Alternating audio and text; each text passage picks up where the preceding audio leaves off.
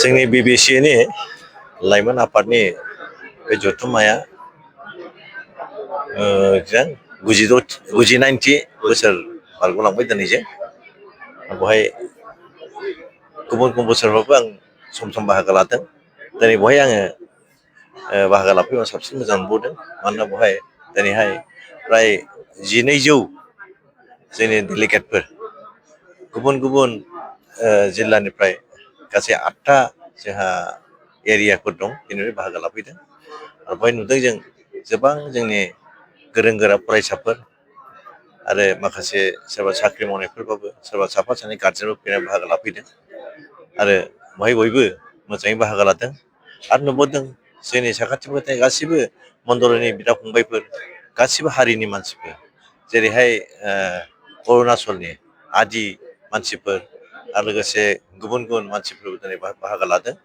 बिथांमोनखौ धन्यबाद होदों। आरो बेवहाय जोङो बे जोंनि इयुथ केम्पआ आं आसा खालामो साक्सेस जादों। आरो बेवहाय आंनि मोनदांनायाव दिनैहाय आं बेखौ नुदों जे जोंनि इयुथफ्रा सोलोंनांगौ गोबां दं।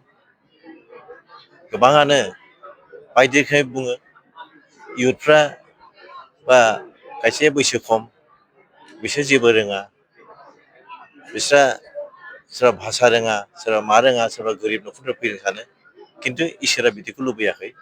इसोरा लुबैदों जायनि गोसोआव इसोरखौ मोजां मोननाय दं, जायनि गोसोआव समाजखौ मोजां मोननाय दं, जायनि गोसोआव जाथिखौ मोजां मोननाय दं, जायनि गोसोआव गावखौ गावनि सायाव बिसास खालामनाय दं, आरो जायनि गोसोआव रासिनै इसोरनि सायाव फोथायनाय दं, बेबादि मानसिखौसो इसोरा लुबैदों।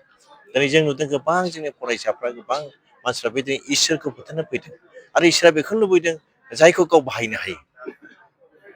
माखासे गाज्रि मानसिफोरखौथ' इसोरा बाहायनो हाया, दसे बाहायगोन दसेनो गाज्रि जागोन, बिदिखौ जों नुदों। ओंखायनो दिनै बेवहाय जे हाबाफारियाव निस्सय दिनैसिम साननै जाबाय, साक्सेस जादों आं बेखौ आसा खालामदों। आरो गाबोन सानसे दंबावो, बयबो निस्सय गोबां मानसि बाहागो लाफैदों, साक्सेस जादों आं आसा खालामदों।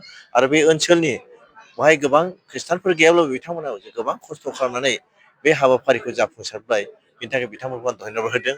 आरो आसा खालामदों इयुनाव जोङो बेनिफ्राय साबसिन नेक्स्टफ्राव जों हयथ' निस्सय साबसिन हाबाफारि खालामफैनो हागोन, बेखौ आसा खालामदों।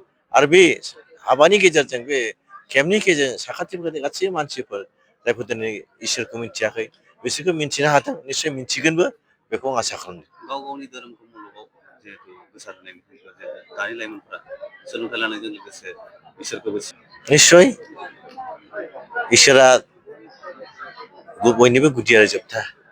इसोरानो जोंखौ गुदि, इसोरखौ जोङो दादों खांदों, आरो इसोरानो जोंखौ लांगोनबो।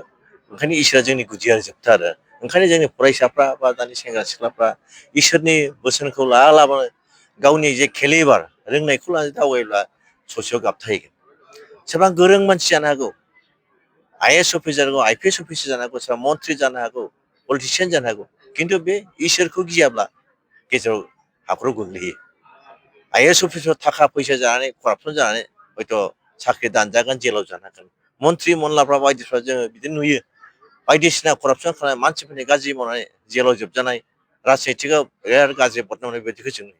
खिन्थु जाय इसोरखौ गियो, बे इसोरखौ गिग्रा मानसिया सिगाङावनो माबा मोनसे मावनायनि आगोल, माबा मोनसे साननाय आगोल बे इसोरखौ सानग्रोयो।